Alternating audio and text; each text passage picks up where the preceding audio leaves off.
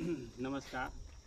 अभी आए हैं घुटिया गांव के पास पानी चेक करने के लिए। अब देखिए फ़िलहाल तो अभी घूम रहे हैं कहाँ पे मिलता है पानी।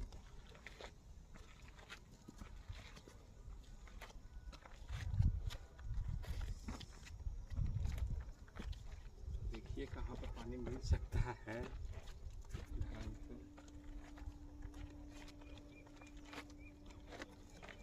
देखिए यहाँ पे मिल रहा है।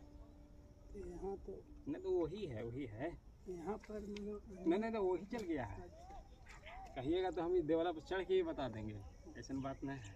यहाँ पे मिला है पानी, लेकिन इसका सोती किया है आगे साइड में भी, वहाँ भी चलेंगे। फिलहाल के लिए आओ घूम रहे हैं चौपट्टी, देख रहे हैं कहाँ कहाँ पर है इनका पानी की सोती मिल सकता है। चला तो हर रूट में अच्छा हो। देखिए आओ